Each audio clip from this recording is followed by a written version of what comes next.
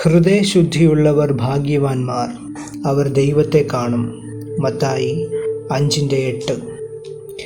ദൈവത്തെ കാണുവാൻ നമുക്ക് ഭാഗ്യം ലഭിക്കുന്നത് എത്ര ശ്രേഷ്ഠമായ അനുഭവമാണ്. പഴയ നിയമ വിശുദ്ധന്മാർ ആ ശ്രേഷ്ഠമായ അനുഭവത്തിനായി ആഗ്രഹിച്ചുവെങ്കിലും സാധിച്ചില്ല. ഒരുത്തൻ തൻ്റെ സ്നേഹിതനോട് സംസാരിക്കുന്നത് പോലെ യഹോവ മോശയോട് സംസാരിച്ചിരുന്നു.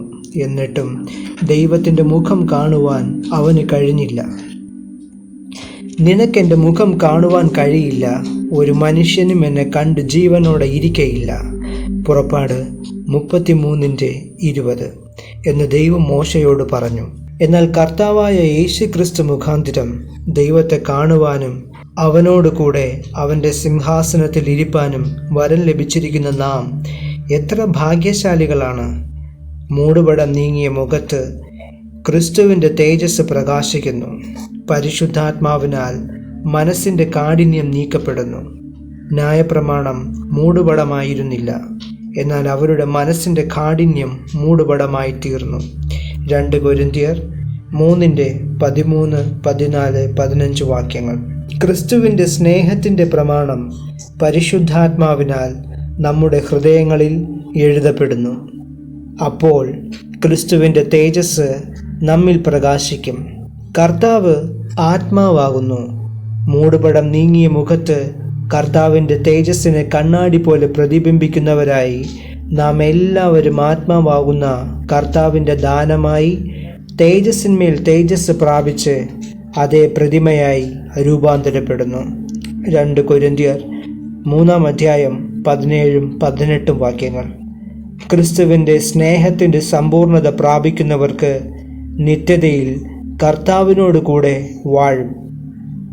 1 കൊരിന്ത്യർ 13 ആരംഭം മുതൽ സ്നേഹത്തിൻ്റെ മഹത്വത്തെ പരാമർശിച്ച ശേഷം ഇപ്പോൾ നാം കണ്ണാടിയിൽ കടമൊഴിയായി കാണുന്നു. അപ്പോൾ, അതായത് പൂർണ്ണത പ്രാപിക്കുമ്പോൾ, മുഖാമുഖമായി കാണും. ഇപ്പോൾ ഞാൻ അംശമായി അറിയുന്നു, അപ്പോൾ ഞാൻ അറിയപ്പെട്ടതുപോലെ തന്നെ അറിയും എന്ന് പറഞ്ഞിരിക്കുന്നു. കർത്താവിൻ്റെ വരവിനായി ഒരുങ്ങി കാത്തിരിക്കുന്ന ദൈവമക്കൾക്ക് ഉണ്ടായിരിക്കേണ്ട ഒരു പ്രധാന യോഗ്യതയാണ് വിശുദ്ധീകരണം. ദൈവവചനം പരിശോധിച്ചാൽ നമ്മുടെ ജീവിതത്തിൽ ശുദ്ധീകരണത്തിന് അതിപ്രധാനമായ സ്ഥാനമുണ്ടെന്ന് മനസ്സിലാക്കാൻ സാധിക്കും. ദൈവം നമ്മെ വിശുദ്ധീകരണത്തിനത്രേ വിളിച്ചിരിക്കുന്നത്. നാം ശുദ്ധീകരിക്കപ്പെടണമെന്നുള്ളത് ദൈവത്തിൻ്റെ ഇഷ്ടമാണ്. ഹൃദയശുദ്ധിയുള്ളവർ ഭാഗ്യവാന്മാർ, അവർ ദൈവത്തെ കാണും എന്ന് യേശു അരുളി ചെയ്തിരിക്കുന്നുവല്ലോ. ശുദ്ധീകരണം കൂടാതെ ആരും കർത്താവിനെ കാണുകയില്ല. നമ്മുടെ ജീവിതത്തിൽ ശുദ്ധീകരണം ആരംഭിക്കേണ്ടത് ഹൃദയത്തിലാണ്. മനുഷ്യനിൽ കാണുന്ന സകല തിന്മയുടെയും ഉറവിടം ഹൃദയമാണ്. ഹൃദയം ശുദ്ധീകരിക്കപ്പെടുമ്പോൾ സ്വാഭാവികമായി ആ വ്യക്തി ശുദ്ധീകരിക്കപ്പെടും. ഹൃദയം എല്ലാറ്റിനേക്കാളും കപടവും വിഷവും മുള്ളതാണ്. യഹോവയായ ദൈവം ഹൃദയങ്ങളെയും അന്തരീന്ദ്രിയങ്ങളെയും ശോധന ചെയ്ത് അവനവൻ്റെ നടപ്പിനും പ്രവൃത്തിയുടെ ഫലത്തിനും തക്കവണ്ണം പകരം നൽകുന്നു. ഇരമ്യാവ് 17:9-10 വാക്യങ്ങൾ. ഹൃദയം നിറഞ്ഞു കവിയുന്നതല്ലോ വായി സംസാരിക്കുന്നത്. നല്ല മനുഷ്യൻ തൻ്റെ നല്ല നിക്ഷേപത്തിൽ നിന്ന് നല്ലത് പുറപ്പെടുവിക്കുന്നു. ദുഷ്ടമനുഷ്യൻ ദുർനിക്ഷേപത്തിൽ നിന്ന് തീയത് പുറപ്പെടുവിക്കുന്നു.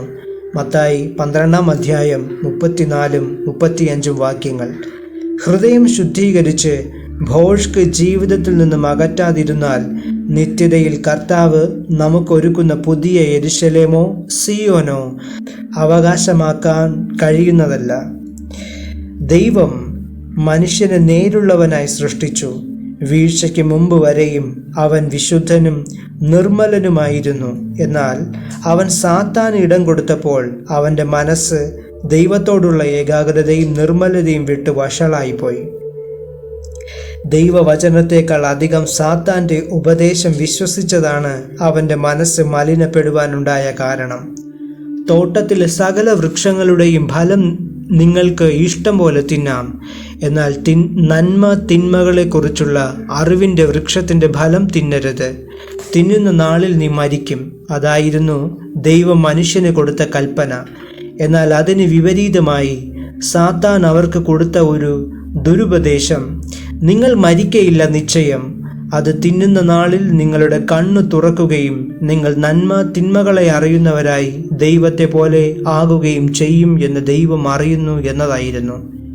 പ്രിയമുള്ളവരെ, നാം ദൈവത്തിൻ്റെ വിശുദ്ധി പ്രാപിക്കേണ്ടതിന് ആവശ്യമായ കൽപ്പനകളും ഉപദേശങ്ങളും ചട്ടങ്ങളും കർത്താവ് നമുക്ക് നൽകിയിട്ടുണ്ട്. എന്നാൽ ദൈവ കൽപ്പനയ്ക്ക് ലംഘനം വരുത്തി ദൈവത്തിൽ നിന്നും അകറ്റുക എന്നതാണ് സാത്താൻ്റെ പദ്ധതി. കർത്താവിൻ്റെ വരവിനോട് ഏറ്റവും അടുത്തിരിക്കുന്ന ഈ അന്ത്യനാളുകളിൽ നമ്മുടെ മനസ്സ് മലിനപ്പെടത്തക്കവണ്ണം ദൈവവചനത്തിന് വിപരീതമായി അനേകം ദുരുപദേഷ്ടാക്കന്മാർ എഴുന്നേറ്റിട്ടുണ്ട്. അവരുടെ വലയിൽ അകപ്പെട്ടു പോകാതിരിപ്പാൻ നാം സൂക്ഷിച്ചു കൊള്ളണം. ഭാവി കാലത്ത് ചിലർ വ്യാജ ആത്മാക്കളെയും ഭൂതങ്ങളുടെ ഉപദേശങ്ങളെയും ആശ്രയിച്ച് ഭോഷ്ക് പറയുന്നവരുടെ കപടത്താൽ വിശ്വാസം ത്യജിക്കും എന്ന് ആത്മാവ് തെളിവായി പറയുന്നു. അങ്ങനെ നിങ്ങളുടെ ഇടയിലും ദുരുപദേഷ്ടാക്കന്മാരുണ്ടാകും. അവർ നാശകരമായ മതഭേദങ്ങൾ എന്നുഴയിച്ച് തങ്ങളെ വിലയ്ക്ക് വാങ്ങിയ നാഥന് തള്ളിപ്പറഞ്ഞ് തങ്ങൾക്ക് തന്നെ ശീഘ്രനാശം വരുത്തും. അവരുടെ ദുഷ്കാമ പ്രവൃത്തികളെ പലരും അനുകരിക്കും. അവർ നിമിത്തം സത്യമാർഗം ദുഷിക്കപ്പെടും എന്ന് പരിശുദ്ധാത്മാവ് വെളിപ്പെടുത്തിയിരിക്കുന്നു. ആകയാൽ ക്രിസ്തുവിൻ്റെയും അപ്പോസ്തലന്മാരുടെയും ഉപദേശങ്ങൾക്ക് വിപരീതമായി കേൾക്കുന്ന ഉപദേശങ്ങൾക്ക് നാം ചെവി കൊടുക്കരുത്. മനസ്സിൻ്റെ ഏകാഗ്രതയിലും നിർമ്മലതയിലും ഹൃദയത്തെ സൂക്ഷിക്കാം. അപ്പോസ്തലന്മാർ, പ്രവാചകന്മാർ, സുവിശേഷകന്മാർ, ഇടയന്മാർ, ഉപദേഷ്ടാക്കന്മാർ എന്നിങ്ങനെ 5 വിധ ഉദ്യോഗസ്ഥന്മാരെ ദൈവം ക്രിസ്തുവിലൂടെ പരിശുദ്ധാത്മാ നിയോഗപ്രകാരം സഭയിൽ നിയമിച്ചിരിക്കുന്നു. അവരിൽ നിന്നും കേൾക്കുന്ന ഉപദേശങ്ങൾക്ക് വിപരീതമായ ഉപദേശങ്ങൾ ഇന്ന് ലോകത്തിൽ വ്യാപരിക്കുന്നുണ്ട്. അവയെ നാം വിവേചിച്ചറിഞ്ഞ് ഒഴിഞ്ഞിരിക്കണം. അങ്ങനെ നാം ഇനി മനുഷ്യരുടെ ചതിയാലും ഉപായത്താലും തെറ്റിച്ചു കളയുന്ന തന്ത്രങ്ങളിൽ കുടുങ്ങിപ്പോകുവാൻ തക്കവണ്ണം ഉപദേശത്തിൻ്റെ ഓരോ കാറ്റിനാൽ അലഞ്ഞുഴലുന്ന ശിശുക്കൾ ആയിരിക്കരുത്. എഫെസ്യർ 4:14. അലഞ്ഞുഴലുന്ന ശിശുക്കൾക്ക് ശരിയായ പോഷകാഹാരത്താൽ പോഷണം ലഭിച്ചുള്ള വളർച്ച ഉണ്ടാകുന്നില്ല.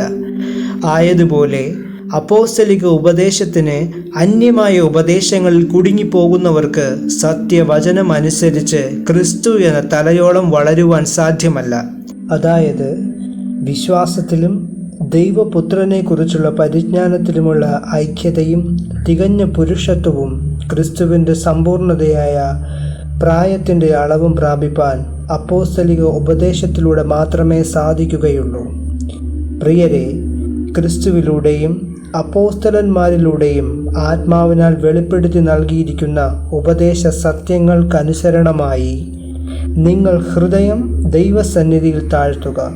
അപ്പോൾ കർത്താവ് നിങ്ങളെ ശുദ്ധീകരിക്കും. ജീവാന്ത്യം വരെയും അനുദിനം നമ്മുടെ ജീവിതത്തിൽ നടക്കേണ്ട ഒരു പ്രക്രിയയാണ് ശുദ്ധീകരണം. നിങ്ങളുടെ ശരീരങ്ങളെ ജീവനും വിശുദ്ധിയും ദൈവത്തിന് പ്രസാദവുമുള്ള യാഗമായി സമർപ്പിപ്പീൻ. മനസ്സ് പുതുക്കി രൂപാന്തരപ്പെടുവീൻ എന്ന് പറഞ്ഞിരിക്കുന്നത് പോലെ യേശുവിൻ്റെ നിർദോഷവും നിർമ്മലവുമായ രക്തത്താൽ നമ്മുടെ ഹൃദയത്തിലെ ദുഷ്ടത നീക്കപ്പെടുമ്പോൾ ഹൃദയവും മനസ്സും ശുദ്ധീകരിക്കപ്പെടുന്നു. ആകയാൽ നമ്മുടെ ഹൃദയം യാതൊരു വിധത്തിലും അശുദ്ധമാകാതിരിപ്പാൻ അനുദിനം നമ്മെ തന്നെ ശോധന ചെയ്ത് ശുദ്ധീകരിക്കണം. ദൈവത്തോടും മനുഷ്യരോടും കുറ്റമില്ലാത്ത മനസാക്ഷി എല്ലായ്പ്പോഴും ഉണ്ടായിരിക്കാൻ ഞാൻ ശ്രമിക്കുന്നു എന്ന് വിശുദ്ധ പൗലോസ് പറഞ്ഞിരിക്കുന്നു. നീതിമാനായ ദൈവത്തിൻ്റെ മുൻപാകെ ഏത് സമയത്തും ധൈര്യത്തോടെ നിൽക്കുവാൻ ശുദ്ധ ഹൃദയവും നിർമ്മല മനസാക്ഷിയും നാം സൂക്ഷിക്കണം. കർത്താവ് നമ്മെ ചേർത്തുകൊള്ളുവാൻ വരുന്ന സമയം നാം അറിയുന്നില്ലല്ലോ. നനയാത്ത നാഴികയിൽ മനുഷ്യപുത്രൻ വരുന്നതുകൊണ്ട് നിങ്ങളും ഒരുങ്ങിയിരിപ്പീൻ എന്ന് കർത്താവ് തന്നെ മുൻപേ പറഞ്ഞിട്ടുണ്ടല്ലോ. ആകയാൽ ഏത് സമയത്തും കർത്താവിനെ എതിരേൽപ്പാൻ നാം ഒരുങ്ങാം.